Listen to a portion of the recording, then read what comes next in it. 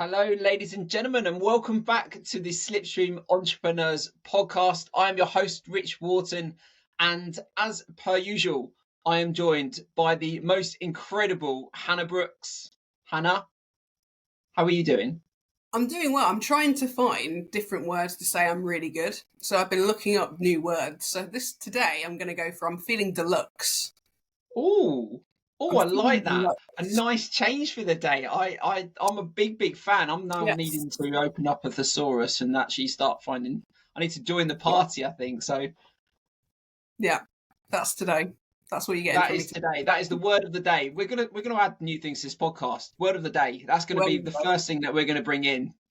But what we're also gonna bring in is one absolutely incredible special guest who when I first jumped on a call, I said like I am so grateful for this person being in my life because not only has she been my coach, but she's just been an unbelievable person to be around. She brings the energy, and it is the most incredible Tulshi Varsani.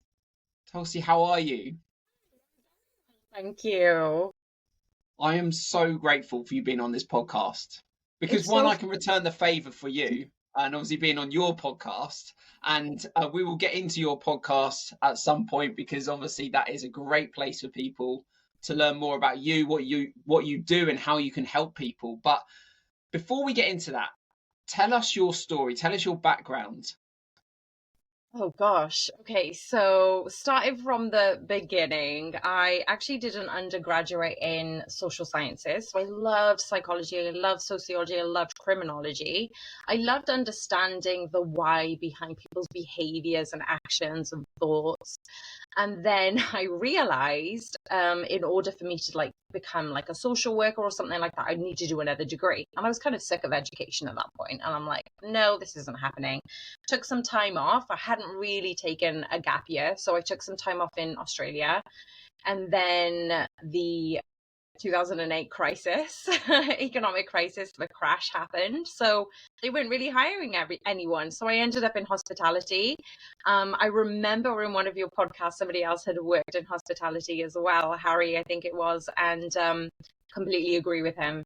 If you have to work in hospitality at some point in your life, if you're younger, just to understand the pressure of it and respect the people in that industry. So yeah, I ended up going traveling, but I also had this moment where I actually sat down on my friend's kitchen table, dining table, and I was like, what do I want to do with my life? And I actually I'm one of these people where I wrote down all the types of my personality, all the things that I like to do, and then on the end column, what types of professions would I work in? So it was almost like a cross reference tick sheet. And I came up with 5 job roles. And I'll go through them in a second. But basically, I was like, okay, now that I've done that, now that I've got my head sorted, I can just enjoy travel. So I ended up traveling around Australia, got back home, and just basically went through my plan. I worked in property development. I actually was applying for the RAF at the time because I wanted to become working with transportation, working with aircraft, because it was something travel always ignited a passion in me. And the last one on that list was personal training, was actually working in the fitness industry. And funnily enough, I remember still going through my application with the RAF, and my brother, who is in the RAF, actually said to me, well, why are you doing this application? I found a part-time course in fitness instructing. So I was kind of working at the same time, doing course on the weekends and actually waiting for my application for the armed forces. And I was like, well, I can then eventually become a personal trainer to, have the armed forces kind of go through my qualification through that and get some experience. And he was like, but you're already doing a weekend course. And somebody points out the obvious to you and you're like, oh yeah, like, that makes sense. So I dropped my application with the armed forces. I was still working full time in customer services and things like that, administration, just to kind of, have the full-time job as you do. And then on the weekends, I would keep doing these courses. And I ended up speaking to one of the managers at the leisure centre at the time, and I was like, I don't even know if this is what I want to do. Let's just figure out what a gym instructor and a manager does.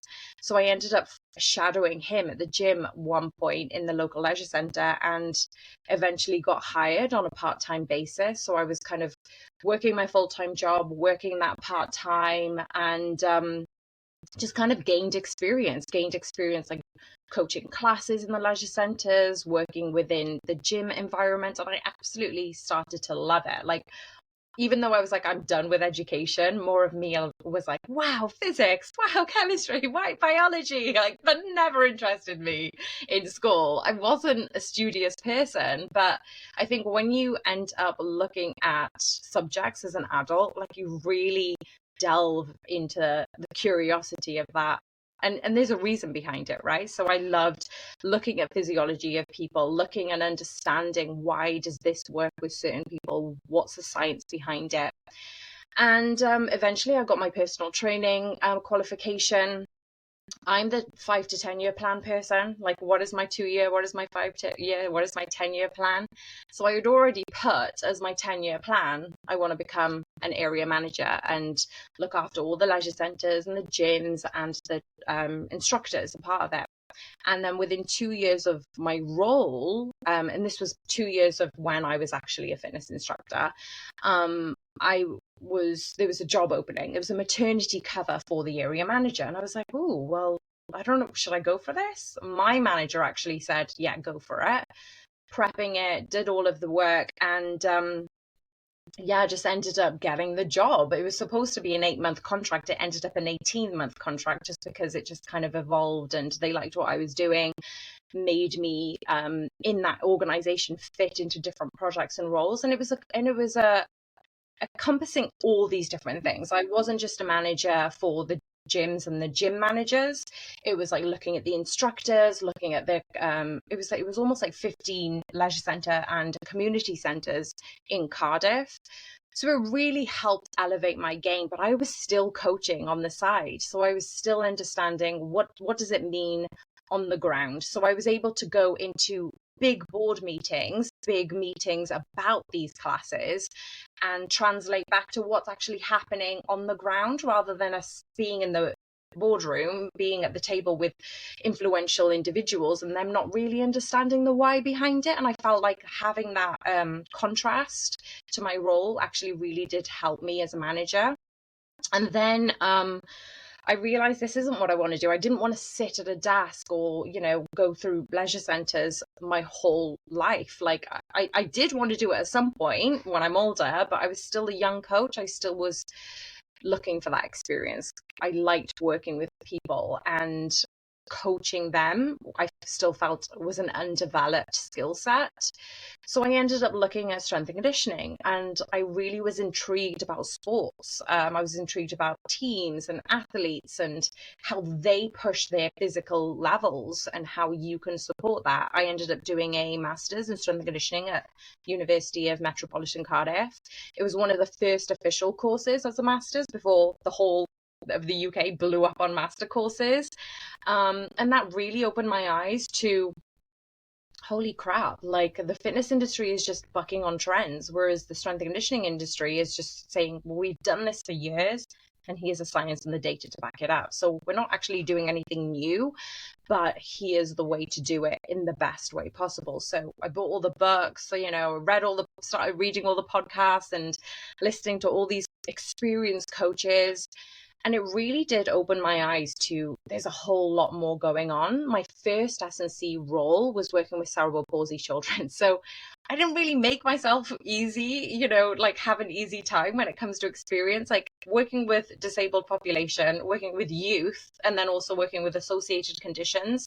They weren't just affected with one condition. They could be associated conditions alongside that. So between, say, 2 years old to 18 years old, we'd work through that. And I was also a coordinator for the program as well. So we ended up outselling £300 workshops in the weekends for about 3 months. So it was coordinating the actual program, the delivery, coaching, understanding the new way of programming rather than just sitting at the front of the class and shouting at people what to do and add more reps in and things like that. It was just a very different way of approaching performance, especially with children, because they will not listen to you. If they are disinterested, they will tell you, and they'll be very blunt about it. So after a few months in that role, I ended up, wanting more experience in different sports. I was working with rugby, I was working with skiers, I was working with able-bodied children. What I didn't realize was how shocking able-bodied children movements were. And that's what really, it was a big eye-opener, because I thought, I'm working with disabled population, you would expect certain restrictions, but working with the able-bodied children, I was just like, what's happening in our education system? Like, how can we support PE teachers? And luckily I got I kind of pounded one of the strength and conditioning coaches' doors, and he had this program with his PE school, and he was a strength and conditioning coach. And so I got hired as an intern at that point. So again, going back to working for free, getting more experience in that area. And we ended up working and collaborating together. And I was learning more about how he was influencing the educational system in that little area. And so then, that led to more developments with personal training. It helped me enhance my way as a practitioner. I applied for HINSA at the time, who was very well known for working with motorsport teams and athletes. And I just thought, give it a go. That I do eventually want to work in F1. I kind of just kept plugging away, kept working in different sport, kept saying yes to all these different opportunities and making time in my schedule so I can work for free, but also have to work for money as well. And then I got a call after 5 hours of interviews with HINSA that I'm a part of the coaching group. So I was like, yay, fantastic. Didn't hear anything for months. So I'm on their list of coaches, but I didn't hear anything. So I was like, okay, well, it is what it is. I got actually, I didn't say this part, but I got an interview for Red Bull for one of their coaching roles, but they preferred one of the other coaches. So I was like, okay, that's cool. It was only a part-time gig anyway, probably, everything happens for a reason. And I was still understanding that at that time of my life. And then I had a call one day from one of the directors going, hey, you interested in this one role? It's not quite F1, but it's something to do with the corporate side of things. And I'm like, yeah, that's cool. Like, I'm open to it. What experience have you got management wise? I'm like, well, this is the CV, this is the information. It's almost like they'd forgotten from the interview process because it'd been that long. And then all of a sudden I got another phone call going, are you willing to move? Like, I'm like, yeah, willing to move for anything, it's a full-time job, I'm up for it. It was like, have you heard of this place called Brackley? I was like, no idea what's happening. Like, okay, got off the phone call, Googled Brackley, and then all of a sudden it's Mercedes AMG F1. And I was like, yeah, I can move there. Yeah, right. So it was a full-time role. They hadn't hired a person like this before of managing their gym, looking after health and wellness program, and seeing how we can help their performance as a team. And there was almost 1,000 people at the factory at that time. So it was kind of a 6-month contract, very short term, see what we can do. And that's what basically ended up going, okay, so we're here for longer. We've implemented new strategies. I got given the opportunity to work with a race team. I was working with different directors and shareholders. And it was almost like the opportunity to evolve something really stimulates me. I've always been with companies thus far who have started off. And then that starting off, that kind of like black hole of opportunity, it's like, yeah, we can do something with this. And luckily, Mercedes were very receptive to all the ideas and the programs and the implementations that I put forward. And then COVID hit. And that was just before my 2-year contract ended. So I didn't have a renewal of my contract. And it was probably a good thing because nobody had a job after COVID. We didn't get furlough. We were all self-employed. We were all contractors. So even if we had that contract, we wouldn't have got paid because we're self-employed contractors. So yeah, it was a bit of a eye-opener because you'd gone from me being a single coach and me and a part-timer, and then all of a sudden you've got like, it was almost like 6 or 7 coaches we had at the end. We had, another factory open up in Brooksworth. We had more and more things coming through at Mercedes. We improvised their gym, made it look completely different than a typical leisure center equipment only gym. And we were helping everyone, like from the IT, from HR to all these different things. The race team were really receptive to things that we were implementing. We saw some really good results with their own health and wellness as well. So, and then, now I'm kind of doing my own thing. That was a long-winded approach of my background. It's an incredible, I absolutely I love hearing your story. And I think it's the first time I've heard it in like full as well. Like, obviously you've told me, I knew your story as such, but that's like, you've got even deeper into it, which is really, really incredible. And I think the biggest thing I've taken from that is the fact that you've just gone outside your comfort zone and jumped into things. And I think that's one of the biggest takeaways that people can really take from your story is the fact is that you did go and work for free at a lot of time. Even when you had a paid role, you went and did something for free. And like, I've been a volunteer for 12 years in one industry. Then I've moved, done different things, worked essentially for free to learn. And it's got me to where I am today. And, at some point in time, it's going to really break through and the income will come later down the line. I think that thing of working for free, getting you outside your comfort zone, because again, working with children with cerebral palsy as well is like, you've done nothing like that before. And it was like, oh my God, I'm going to have to learn. I'm either going to sink or swim here. And like, swim's my only option. So, and I just think everything that you've done has been like, you've done it from a place of passion and just gone, I'm going to give it 110% and see what happens. And I just think that's incredible.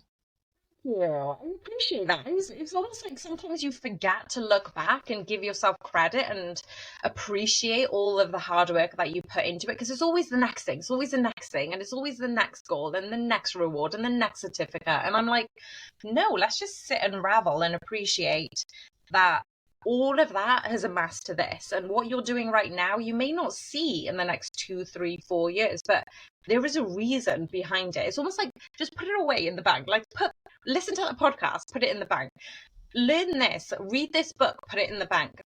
And you may not actually realize what difference it will make, but eventually you'll kind of see all the dots and you'll see the bigger picture and go, oh, I get it now. I get why this happened right then and why it led to this thing. And you have no idea what it's going to lead you to next. I love that. Like, it's true. Like, we read so much, me and Rich. And he bought a stack of books yesterday when we met up. And it's just like, he's like, yeah, you need to read this, you need to read this. But there's so many books that I'm reading, and it's not impacting me right there and then as soon as I finish it. But the feeling I'm getting from reading these is just like this inner wealth and just this kind of helping myself to deal with things in the future, So I love that. I'm here for that. Absolutely. And I think that sometimes, I heard a statistic that if you don't utilize the things that you've read within or learned, say, for example, you've gone on a course and you've not touched it for 3 months, your brain kind of like disposes it. So we go through, and I'm loving neuroscience at the moment. So the last few years, I'm like really getting into the brain, and I'm just trying to understand that, wait a second, if we're not using it in a repeated way, if we're not solidifying those neural pathways, well, it's just going to get brain dumped somewhere else. So even if you do read a book, and you guys probably already do it, talk to somebody else about what you read and why it was influential. Like, even just having those conversations to go, oh, this is what I was reading, or this is what I've learned, or what do you think? And I get why people have book clubs. I get why people have those communities to have a conversation about, because you don't want to let that go. You don't want to then for your brain to go, I don't really need that. It's actually solidifying how much more repetition and stronger neural pathways can you create? I think that's so important in entrepreneurism as well. You know, I mean, it's a lonely place being an entrepreneur. And I'm sure a lot of people listening to this will resonate with that in the sense of, and again, racing drivers are exactly the same because it is a lonely place. It's people don't understand what you're going through. People don't understand the sacrifices, the effort that you put into getting to where you are or where you want to go. But I think that's the thing is that we do constant learning, you know, whether that's through our experiences or whether that's through books, but it's then taking that action afterwards. And often you look around and you go, I need to tell someone about what I've just learned. I need to speak to someone. And then you go, no one's going to care. Like when I talk about law of attraction, like a lot of people switch off before I've even said the word attraction. Like they go law of nope, no, I'm not into all that woo woo stuff. And you're like, no, like trust me, like this is so powerful. It's like energy is everything. And I know. Okay, I have got tons of energy. People call me like ridiculously positive, and I'm just like, yes, like that's how life should be. But you've got to kind of pick those certain people that you can talk about it with. And I think Hannah's the first person on my list on my phone to then just be like, you've got to hear about this, you know. But I just think that talking to people and finding out other people's views and stuff, and we often find that, you know, you read a book and then you read it again and you learn something completely new from it because you're learning from a different point in your life. How important that can be, in the compound interest of all those learnings put together can get you so far. Yeah, I agree. And I love the fact that you said law of attraction, which I've had the polar opposite effect. So I don't talk about it until somebody else brings it up. And no word of a lie, Rich, most people bring it up. And so I'm having these conversations going, I'm just going to do the reading. I'll have a look at YouTube videos. I'm doing, you know, buying these books and understanding. I'm actually part of, it's called Gaia. So it's Gaia.com, and it's now more into spirituality and more into frequency. It's energy waves. It's backed up by science. And I absolutely love that intertwined type of documentary. And so for me, I won't talk about it. Whereas like Kelly will bring it up on the podcast, or we'll just have a chat about it. And it's like, oh, this happened.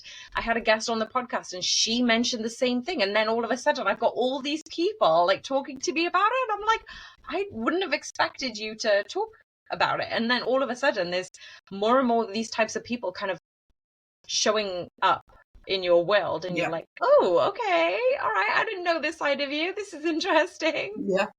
That's a great thing. I've heard of Gaia, and I've been toying with like signing up with it. So is it like really good? Because like the frequency thing, I think is really good. Like me and Rich definitely vibrate on this new frequency that's definitely new to my life. It feels so like, and I think racing drivers they want to be on this other frequency so that they can like perform at, you know, more elite levels. But it's just. Yeah, like the more we talk about it, I think the more energy we can put out there and like give to one another, and we get it back into so much more in abundance. So I certainly feel like I am.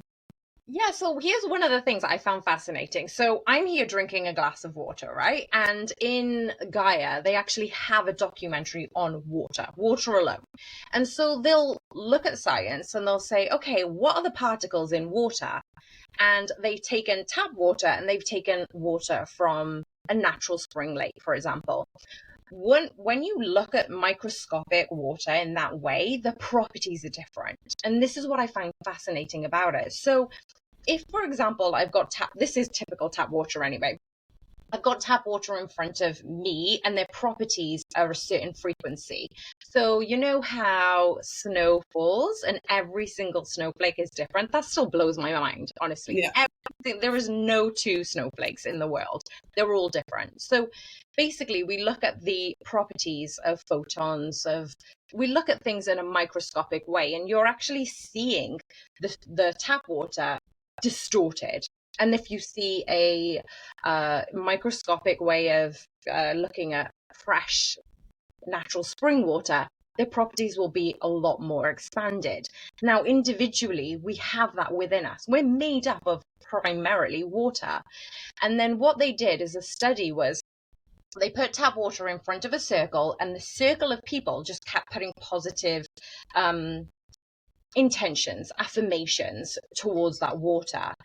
And what they found is the properties had changed when they looked at it microscopically after like a few minutes. But then if you actually have another glass and you say really bad things, bad affirmations, bad words, punishing words, cruel words, their properties actually become distorted and more like sharp, and they don't look as pretty, for example. And so what I found really fascinating on those types of documentaries is this has been happening for centuries. There's nothing new about Ayurveda. There's nothing new about meditation, about yoga. But what's now happening is science is catching up with that. And people want tangible evidence. So even if drivers go through the state of flow, they've felt it, they've experienced it. Ayrton Senna talked about it like centuries, like ages ago, decades ago.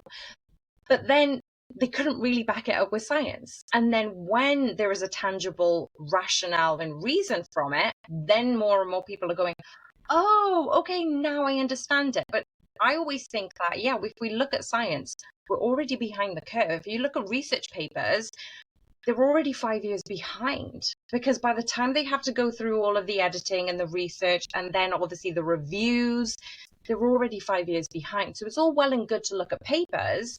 Then you're looking at who actually funded it, who's actually supported it, what type of participants have they got on it, and then who sponsored it. Because actually it could be a sponsor who specifically looked at this type of evidence. So I've kind of gone in a different tangent. But what I'm saying is, I always like the fact of, okay, so I'm curious about the body, I'm curious about the brain, I'm curious about the cosmos, I'm curious about this. But they're all interlinked. They're all interlinked because we have the effect of affecting nature. Why do we go out in nature and it has this healing property around us? It's because we're all interconnected. But people forget that. People are so distracted in this world by technology, by all of these things, about money. And that kind of takes us away from our natural state of being, which is supposed to be joy, is supposed to be bliss, is supposed to be happy. People have thought that they need to earn these things, and you're like, you're supposed to enjoy life. Life isn't supposed to be hard. But how many people have been brought up going, money doesn't grow on trees, life is supposed to be hard, this is supposed to be easy. And then we ingrain that in our subconscious. And I just find the whole thing so fascinating. So I'm like, give me more information. Like, where else can I learn all these different things? You know what? It's so interesting that you say that, because again, things have happened in my life recently that I kind of understand things a little bit more and question as to why we do certain things in life. And, you know, the thing is you have to go through school, then you have to go to university, then you have to go and get a job, then you have to go get married and have kids, and then you have to work for 40 years and retire, and then you have to die. And I just look at it and I look back on stuff that's happened in my life and I just think, but why? Like, why do we have? And I think a lot of entrepreneurs that we've spoken to on this podcast have said the same thing and had that realization that it doesn't have to be that way. It can be something different. And I think more and more people out there are turning to entrepreneurism because they're just like, actually, there is a different way. I don't want to work all my life for a pension and essentially not get anything when I do get there. And like, let me make this clear, like, having a job's a great thing. I'm not bad mouthing jobs or anything like that at all. I just think there's a different way for people to look at. And, again, you mentioned things like marriage and going through that. And like, my thing is it doesn't have to be that way. It doesn't have to be that way. That's an option for people to have. And I think when we all look at life differently and having that different perspective on actually what do we want in life, what is genuinely going to make us happy. And the start of this year I turned around and said, I'm only going to do stuff that makes me happy. And things have happened this year that makes me very, very happy. Like, for instance, having a podcast has made me incredibly happy. Bringing in certain people into my life, i.e. Hannah, has made me very, very happy. Having businesses now setting up has made me very happy. All these little things, and you just think actually happiness is the key.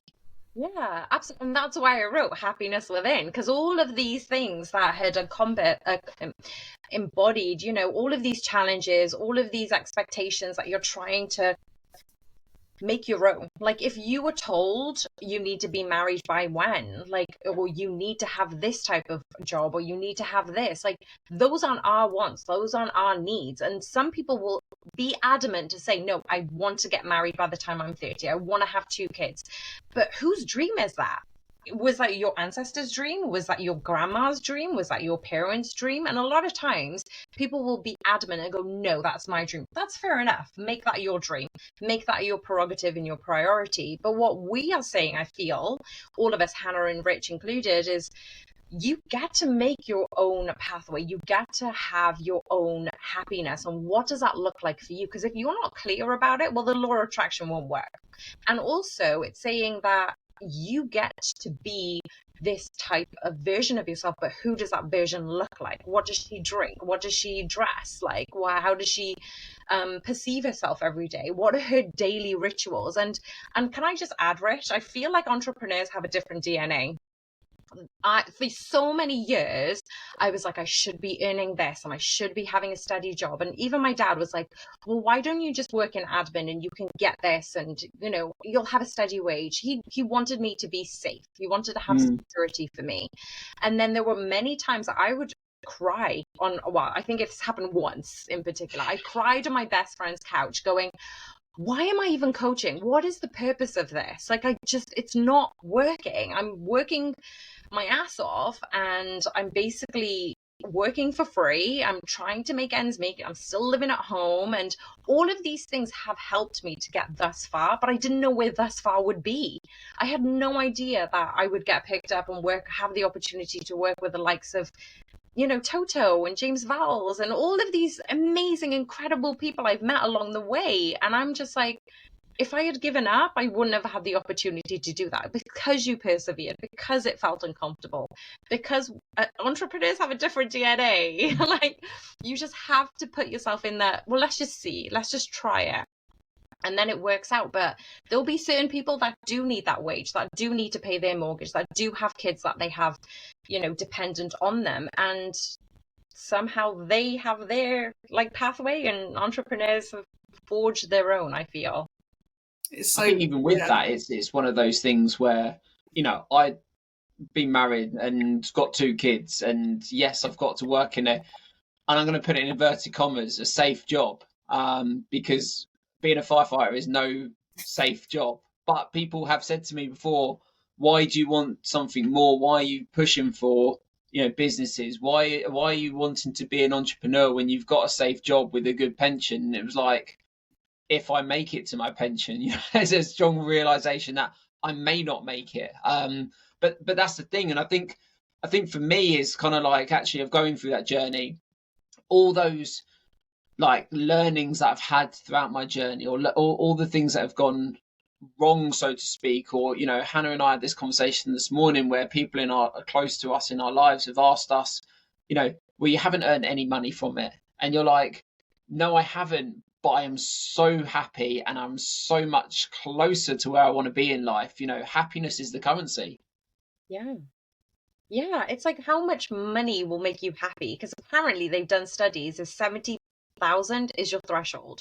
So if you earn 70,000 or 700,000, your happiness threshold will still be the same. And it's actually saying, what are you doing to help fulfill you as a person? Are you able to get up in the day and go, you know what? I cannot wait. I get to speak to Rich and Hannah today. I get to work with these clients today. I get to, like, I'm at home right now, so I'm with my parents just for the week. I get to work wherever I want now. Like, I don't need to be stuck in the gym at 5 a.m. until 9 p.m., for example. And I'm like, those things add to your happiness levels. And then when you're happy, that's contagious. The frequency just emanates. And I've had so many people just go, oh, I feel really good after I've spoken to you. And I was like, yeah, because it's just like, why wouldn't you be happy? And there's people who are like, oh, can't wait for the weekend. Oh, work sucks. Same shit, different day. And I'm like, why? You've got one body, one life. Why are you choosing that? But each to their own. I don't think those types of people are listening to this podcast, if I'm honest. No, that's true, actually. That is true. It's quite interesting. So both me and Rich have been described by people as unemployable, right? Like, we have been described as that because we don't think the same way as people who want to necessarily employ us do. It's that kind of mentality of, like, me and Rich will sit there and go, well, we could do this, and actually we could scale it to do this, this, this, this, and this. And all of a sudden, we've manifested this amazing journey on how to take this one thing that we already love. And it's like, some people can't comprehend that.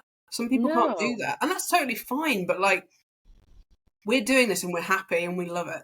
Like, it's just an amazing thing.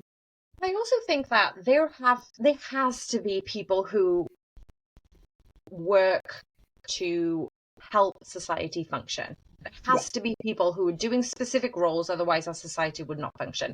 There have to be people in the service industry. They have to be people who work in big corporate organizations. We are not those people. We are ideas people. We are leaders. We are entrepreneurs. And I remember speaking to an entrepreneur and going, "You're a leader." And she just wouldn't believe me. And I'm like, there is a reason why all these people are connecting. It's because you don't like conformity, and not in a bad way. It's just going, you don't like being boxed in these areas and you want to expand. And because your ideas are so big, and don't get me wrong, 90% of the ideas could be not great, but there's going to be 10% of those ideas that are going to be phenomenal. But it's because you've got 100% of those ideas. Like, most people can't think in that way. They need those rituals. They need those patterns. Whereas, say, you and I and Hannah, like, it doesn't work that way for us. It doesn't make sense in our brain. No, absolutely. Absolutely. And let's talk about what you're doing now, because you're not only a podcaster, you're a published author, you are an incredible coach, and I can say that myself because I've been one of your clients, and you've got exciting things coming up, which you're probably not allowed to talk about, but tell us about what you're doing now. I think you summed it up, Reg. Like, yeah, got a podcast with co-host Kelly. She's on the other side of the world. So she lives in Australia. She works in Australia. She's got her own business up and coming. So she's working on her own entrepreneurial project at the moment. So she's working very hard. But we basically changed the podcast. It was literally, how are people being unapologetically themselves and successful? Like, you always see all these celebrities who have made it thus far. But actually, what about day-to-day people who are actually loving what they do, who have worked really, really hard to become an engineer, to become a driver, to become all these things? And you don't necessarily have to be famous to talk about that. You can still be happy and successful without having the accolade of fame. And so then that kind of migrated to season 5 we're on right now, which is talking about health and wellness. Like, everybody's doing a podcast on health and wellness, but there was always going to be an intertwine with, how can you perform better when you've looked after your physical health, your mental health, your sleep, your nutrition, things like that? And it's like, we invite different people on the podcast to go, what's your story? What helps you tick? What are your habits that may not work for me and Kelly, but may work for our audience, right? If we're getting different people from different aspects of life, like, we had a person who is hot on marketing and community building. And so she's worked in Silicon Valley. She's worked with a huge viral company called Boss Babes, and they basically had to create this community platform, and so she had an integral part to that. And so how do you as an entrepreneur look after your wellness? And that's not going to resonate with everyone who's listening, but that's kind of shifted the perspective. And like I said earlier, before we actually hit record, there's more of me and Kelly on the podcast, and one of our 3 new questions, maybe you'll both need to come on it again and have this new experience, but one of our questions is, what made you smile? What made you smile this week? And what's your intention for this next week? And what's your health motivational tip of the day? So those core questions are kind of like coming as a silver thread within our podcast. And we, again, just like you two, we're having fun. We really enjoy being on air with one another, to invite all these amazing guests in. And then on the flip side, I work with young Carters. So I'm very particular about who I coach individually, because I wanted to help out young karters because they don't necessarily have as much funding to focus on physical performance. They put so much, the families put so much money into their kids being in motorsport. Like, it's not a cheap sport to get into, and I'm sure there's different sponsors and different support for families who don't necessarily have the money behind their kids getting into motorsport. But I kind of wanted to have that relationship with, how can we help each other? How can I help these kids evolve mentally, physically, emotionally even? And how can I help them get to where they need to be? But not even that, even if they don't end up in F1, we've built a solid foundation to be a healthier, fitter, happier person, because you've been able to go through these movement patterns. You're becoming better equipped to just live longer and healthier. And then on the flip side, where I do make a little bit more money, is working with corporate clients. So I work with a big international company, probably not supposed to name them on air, but basically working with their higher end directors and shareholders, and we look at their health and performance based on the Whoop band. So we take the data from Whoop, we look at their biometrics, and we say, what's stressing you at the moment? What areas? And they're not fools. Like, they know all these health and wellness tips, especially this day and age. We got everything on our smartphone. We've got research and news pouring out of our ears, but it's actually saying, well, what actually works for you? What things can I support you? What tools do you need to help you intertwine your recovery strategies, integrate, some of the physical activities that you do need to do, help you have more of an efficient level of sleep. So then eventually your productivity, your efficiency, and your wellness can increase, not only in your job, but in the rest of your life as well. So those are the few things that I've done. And yeah, I wrote a book in the meanwhile as well, called Happiness Within, and I'm currently writing my second book, but that's been a little bit of a slow process. But yeah, those are the different things that I'm kind of involved with at the moment. Wow. I'm honestly, you're probably one of the most interesting people I've ever spoken to. Like, I could, once we're off air, like, we should meet for a coffee, because honestly, you are fascinating. Like, we could speak for hours, I think. And that's the great thing about this podcast. When we see people talk about what really makes them tick and happy and what they really feel, and yeah, I feel that from you, and it's, yeah, it's great. That's such a good compliment. This is the first time me and Hannah have met, and actually I think even me and Rich have not met physically. We've only met online. So yeah, we're definitely going to have to do something in person. Definitely. Hannah and I actually met for the first time in person yesterday. No It was way.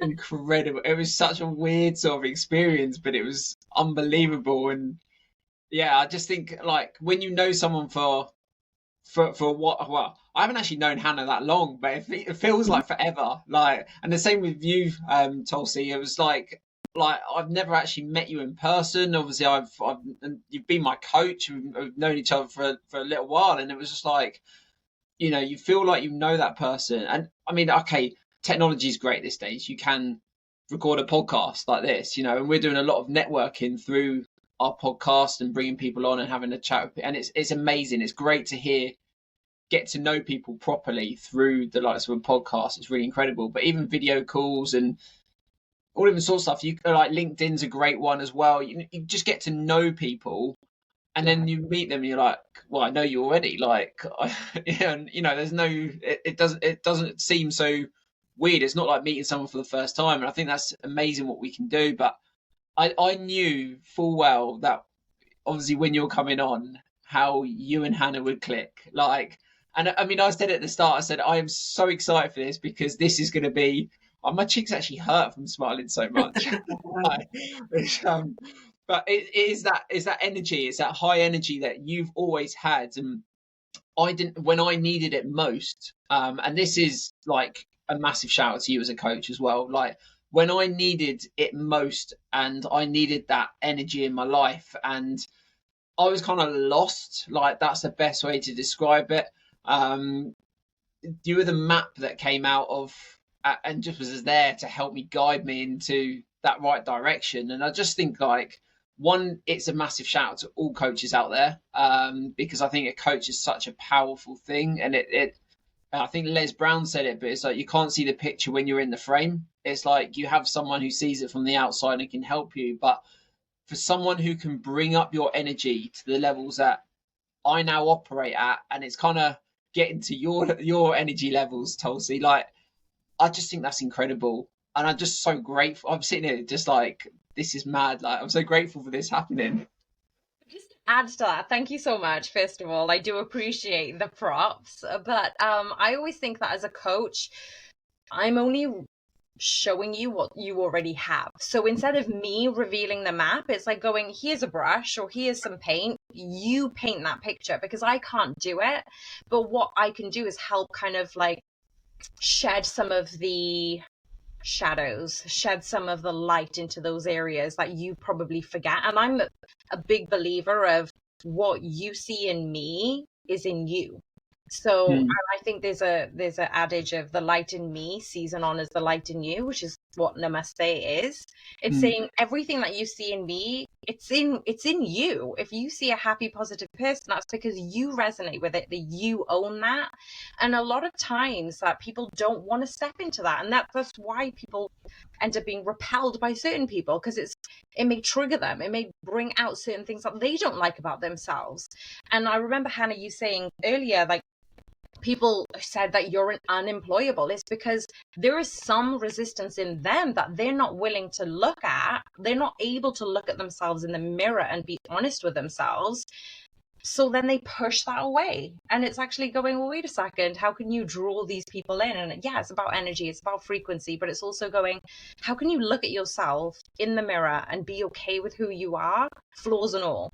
And I think that if we're okay with doing that, then we receive people in a different way. We appreciate people as they are. I saw another quote recently. I think Ruth Buscombe actually posted it. Maybe she should come on this podcast and talk about her roles.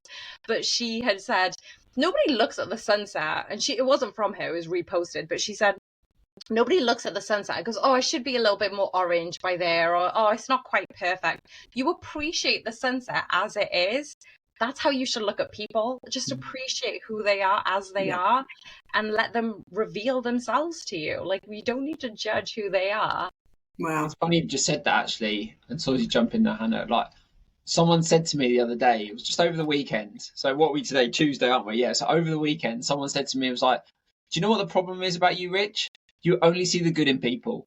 And I was like, and the context of that was that, you know, it was the fact that, like, the things that have happened in my life, you know, it's certain people that have taken advantage of that. I understand what they're saying, but it's the way they said, you take that one sentence, the problem about you is that you only see good in people. And I was like, surely that's a good thing. Like, see the positives about people and be grateful for those positives in their lives. Like, no, I mean, this podcast has been incredible. I appreciate the time, and thank you to everyone who stayed, like, listened to this. There's so much value from this, but we do have to sort of wrap it up at some point, and we always finish on one simple question, and there's never a simple answer to this one simple question. But if you could spend an hour with anyone, whether they were alive or dead, who would it be and why?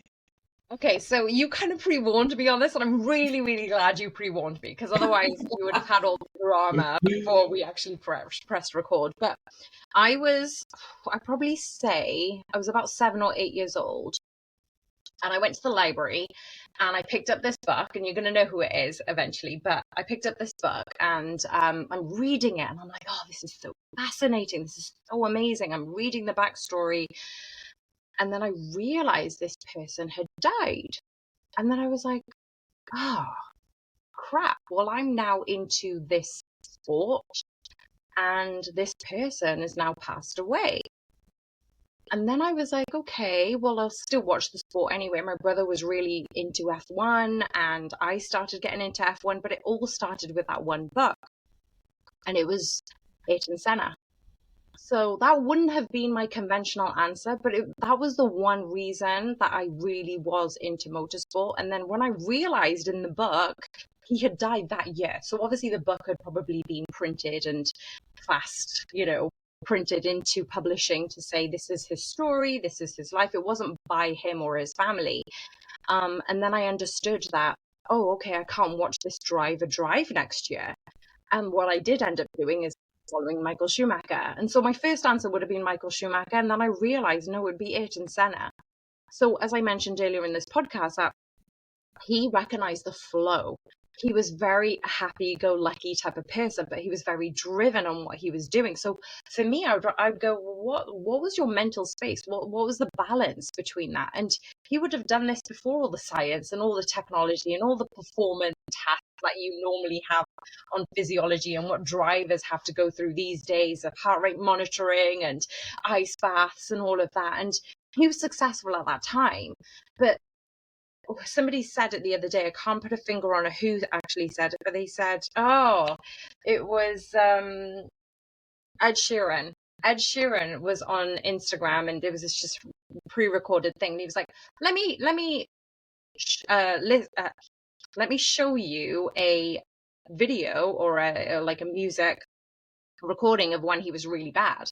And he said, when people say that people are born with talent and they're born with skills, they're not. They just work really hard at it. And Ayrton Senna, for me, I feel like everybody who's been successful, including Michael Schumacher, have all worked hard at it.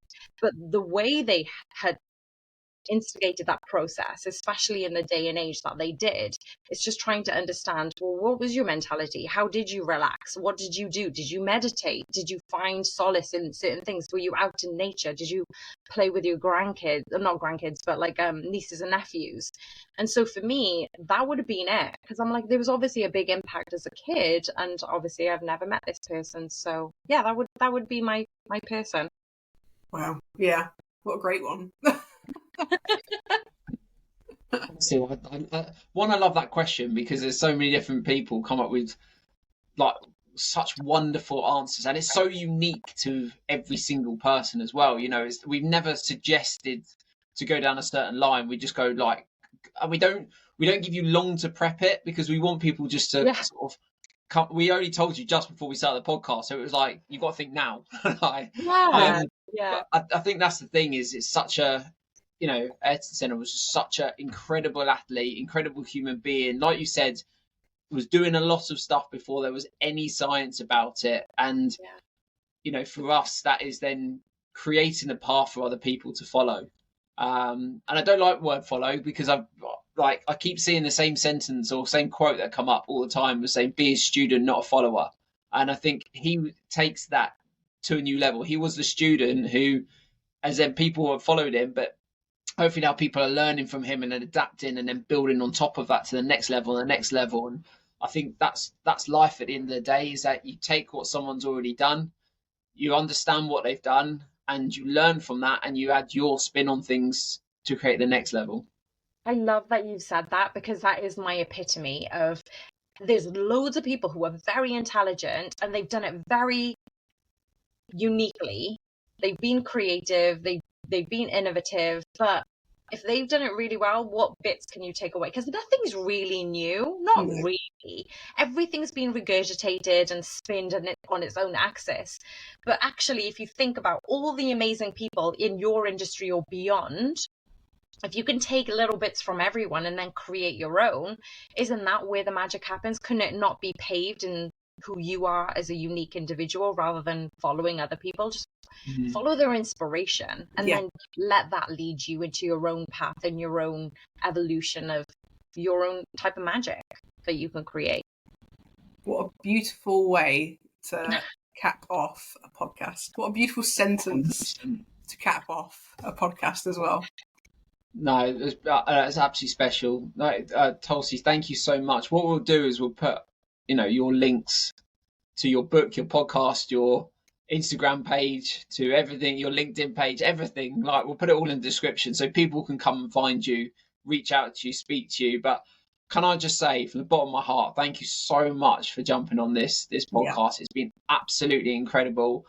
We haven't ticked the hour mark yet, but it's not far off. So It's been unbelievable. So thank you so much, and thank you to everyone that's been listening. Hopefully, you've taken so much value from this. I know I certainly have, and hopefully, it's raised your energy levels as well through the roof. So, guys, thank you so much. Look after yourselves, and we'll see you on the next one.